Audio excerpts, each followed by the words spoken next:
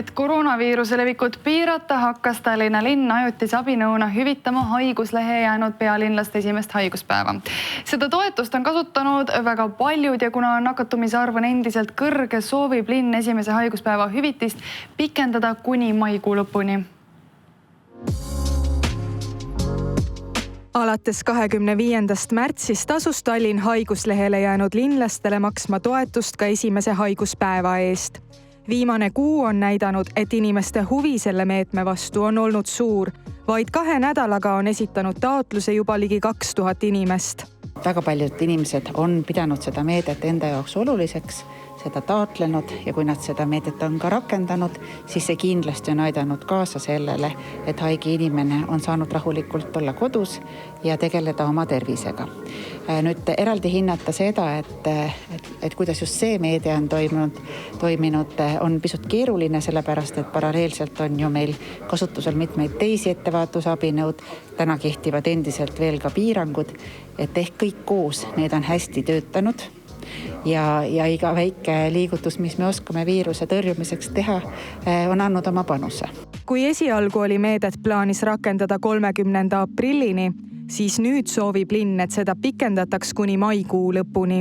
Juriidilise jõu saab see aga järgmisel neljapäeval, kui volikogu heakskiidu annab.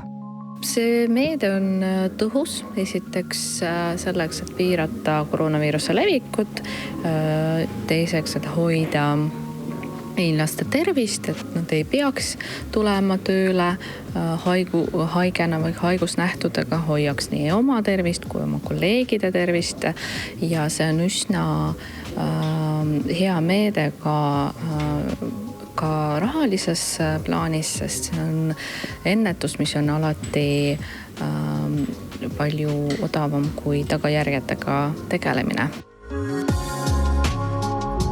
Üheks peamiseks põhjuseks, miks haigena tööle minnakse, ongi just soov mitte raha kaotada. Ka perearstid kinnitavad, et patsiendid peavad algatust hüvitada ka esimene haiguspäev äärmiselt oluliseks ning tänuväärseks.